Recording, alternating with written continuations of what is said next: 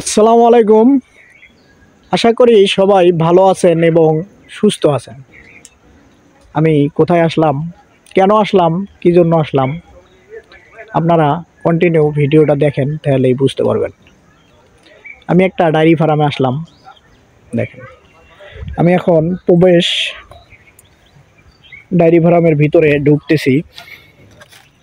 শুরুতেই একটা পুকুর দেখা যাচ্ছে। দেখেন, এই পুকুরে মাছ চাষ করা আছে। দেখেন,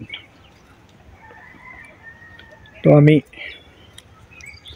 যাচ্ছি হেঁটে হেঁটে।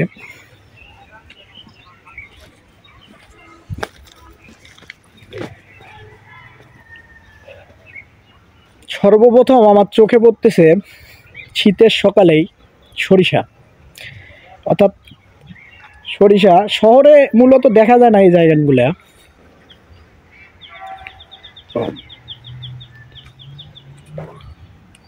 এক এক করে আমি সব দেখাবো এবং কেন করলো ভাইয়ে সেটাও আমি বলবো, এবং কোন ভাইয়ের এই ডায়েরি ফার্মটা আমি সেটাও আপনাদের জানিয়ে দেবো।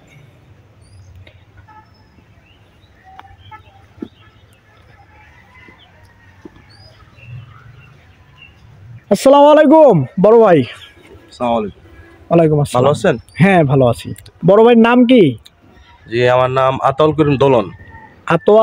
আতাউল করিম দোলন। আতাউল করিম দোলন। দোলন ভাই বলে ডাকি? জি, দোলন ভাই সবাই। আচ্ছা, দোলন ভাই ভালো আছেন? জি, আলহামদুলিল্লাহ। এই ডায়েরি ফার্মটা তো আপনারই? জি, আলহামদুলিল্লাহ। তো এখানে দেখা যাচ্ছে মোটামুটি অনেক শাকসবজি করছেন, একটু ঘুরে ঘুরে কি আমাকে দেখাবেন? হ্যাঁ, অবশ্যই অবশ্যই। একটু চলেন তো ভাই, দেখান তো একটু। দর্শক একটু দেখেন দোলন ভাই কি কি করছে। আসলে এই যে এখানে আছে আপনার লাল শাক, জি। তারপরে আছে আপনার যেখানে দেখেন আপনি টমেটো দোলন ভাই, জি এটা তো লাল শাক। জি তারপরে এই সাইডটাতে টমেটো। জি, আপনি আপনি দাঁড়ান, আমি একটু দেখাই দর্শকদেরকে ঘুরে ঘুরে। দর্শক এই সাইডটাতে টমেটো এখনো আসে নাই, তবে ফুল দেখা যাচ্ছে, হয়তো কিছুদিনের ভিতরে আসবে। তো দোলন ভাই, আসলে এই এই যে সবজি, আপনি বিভিন্ন পদের সবজি এখানে করছেন, কেন করছেন ভাই? ভালো লাগার থেকে, না নিজের চাহিদা মেটার জন্য, না কি কারণে?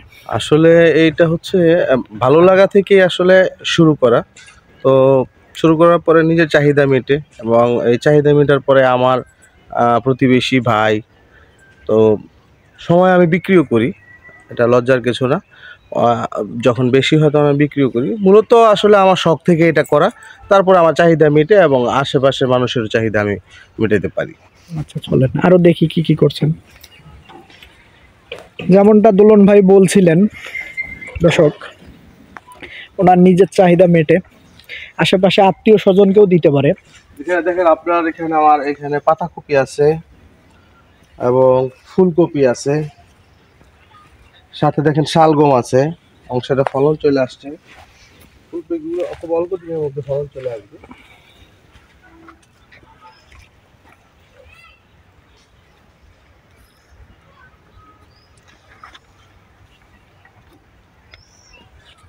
দর্শক এই সাইডটাতে লাউ গাছ দেখা যাচ্ছে এবং সাথে মিষ্টি কুমড়ার গাছও আছে।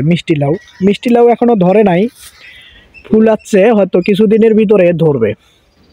আবার দেখা যায় লাউয়ের ছোট ছোট লাউ আসছে, হয়তো কিছুদিনের ভিতরে লাউটাও বড় হয়ে যাবে। আপনাদেরকে আমি পুরাটাই ঘুরে ঘুরে দেখাবো, দোলন ভাই আমাকে দেখাচ্ছে। কাঁচামরিচ,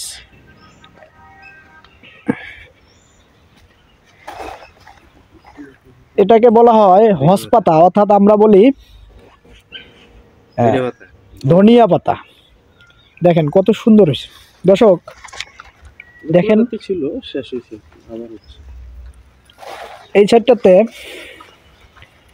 মরিচের গাছ এবং চারা, হয়তো বা দেখা যায় এখান থেকে কিছু চারা উঠাই নিয়ে অন্য কোথাও লাগাইতে পারবে। দেখেন,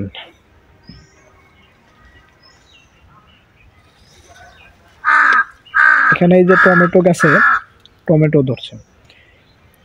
তারপরে আমি দুইটা শেড দেখাচ্ছি আপনাদেরকে।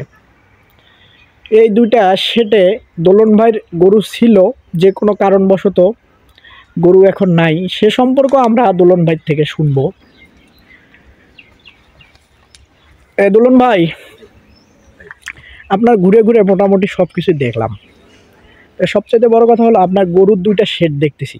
জি, কেন করছিলেন? শেড করা হয়েছে এবং এখানে গরুও ছিল।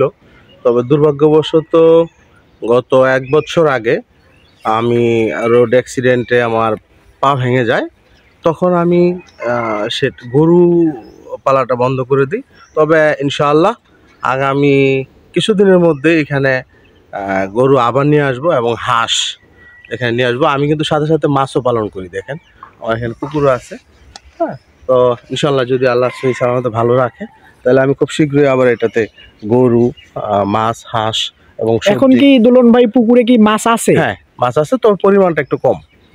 কি মাছ আছে একটু পুকুরটা দর্শক আমি দেখাই আপনাদেরকে। পুকুরে মাছ আছে আপনার পাঙাশ আছে, রুই আছে, কাতল আছে, তেলাপিয়া।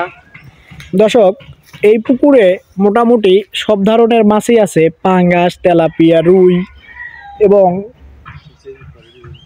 বেড়েঘাট, এরকম ধরনের মাছই আছে। দেখেন, একটা খামার বাড়িতে যা যা লাগে, এটা একটা পেয়ারা গাছ, এটা একটা বড়ই গাছ, তো মোটামুটি সব ধরনের গাছই আছে পুকুরের। এই দেখেন, এই সাইডটাতে আম গাছ, মোটামুটি সব ধরনের গাছই আছে। ওই পাশটাতে দেখা যাচ্ছে আবার হলো আপনার নারকেল গাছ। মোটামুটি সব ধরনের গাছেই এই জায়গাটায় আছে। আসলে এগুলা মূলত ইচ্ছা না থাকলে করা সম্ভব না, ভালো মন মানসিকতা না থাকলে সম্ভব না। আপনাদের হয়তো জায়গা আছে, আপনারা অবহেলার কারণে করতেছেন না। তো এই দুলন ভাই থেকে অনেক কিছু শেখার আছে আপনার, আমার এবং সবারই। তো দুলন ভাই, যাদের জায়গা আছে ফালায় রাখছে তাদের উদ্দেশ্যে যদি কিছু বলতে। আসলে আমার বলার মতো ভাষা হচ্ছে এই যে সেটা বড়লোক হোক, গরিব মানুষ হোক, যাদের জমি আছে 1 ইঞ্চি জমি আসলে ফেলে রাখা উচিত না।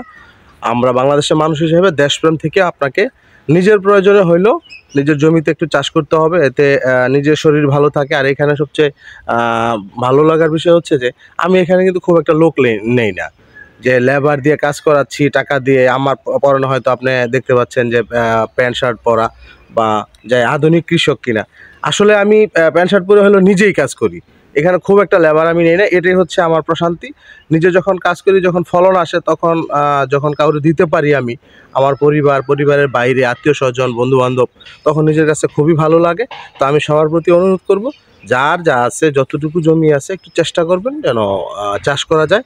এতে করে আপনার এবং দেশের মঙ্গল হবে ইনশাআল্লাহ। ভালো দুলন ভাই, এই ছোট ছেলেটাকে দেখতেছি, এটা কার? আমার ছেলে। দর্শক, বাবা, দোলন ভাইয়ের ছেলে, মাশাআল্লাহ খুবই ভালো। বাবা, তোমার নাম কি? আয়াত। আয়াত, তুমি কোন ক্লাসে লেখাপড়া করো? ক্লাস 2 এ? বলো। ক্লাস 2 তে বলো। ক্লাস 2 তে লেখাপড়া করো? তোমরা কয় ভাই বোন? বলো।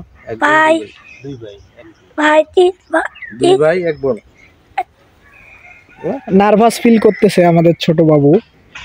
আসলে তারা হলো 2 ভাই 1 বোন, খুবই লাজুক প্রকৃতির। দর্শক, আপনাদেরকে একটা জিনিসই বলবো, দোলন ভাইয়ের মতো আপনারা ভালো কিছু করেন, দেশের ও দেশের মানুষের ভালো হবে।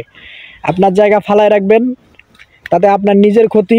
বাজারে সব কিছুর দাম অটোমেটিক বেড়ে যাবে। আমরা সাধারণ মানুষ যারা আছি, কিনতে গেলে অনেক জিনিসের যে দাম, সাধারণ মানুষ কিনতে পারে না। ভালো থাকবেন এবং সুস্থ থাকবেন, এবং আমার নিয়মিত ভিডিও দেখার জন্য আমার চ্যানেলটাকে সাবস্ক্রাইব করবেন। আল্লাহ হাফিজ।